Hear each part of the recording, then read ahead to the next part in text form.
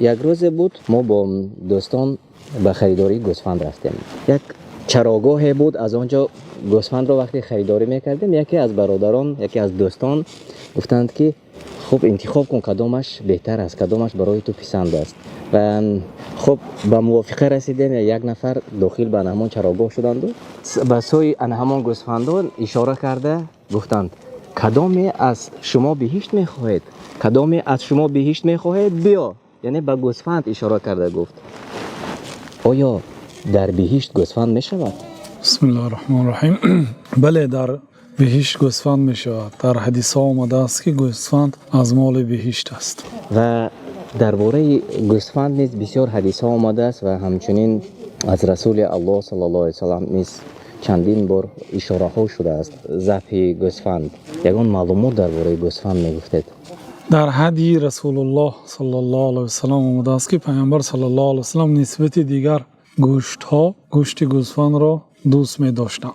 بنابراین یا یهودی زنک وقتی که پیامبر صلی الله علیه و سلم و صحابگان را مهمان کرد پرسیده بود که پیامبر صلی الله علیه و سلم چی گوشتی را دوست می دارد.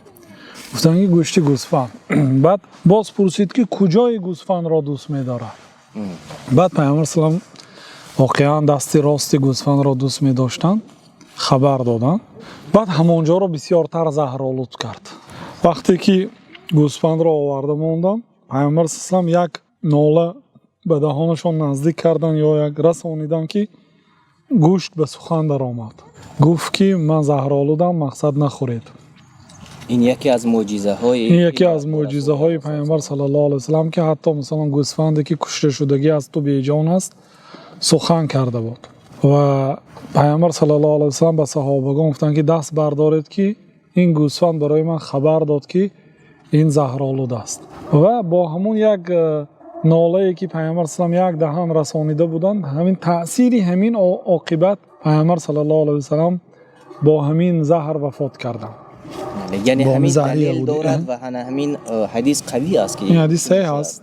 و این چنین این خیلی درباره معجزه پیامبر صلی الله علیه و سلم است که واقعا حتی نباتات و درخت‌های و سنگ‌های و به پیامبر صلی الله علیه و سلام میداد، اطاعت پیامبر صلی الله علیه و سلم میکرد. این بابی معجزه است. لیکن اگر به گوسفند برگردیم پیامبر صلی الله علیه و سلم به هانی گفتند که یا هانی اتخذی غنما فإن فیها برکه.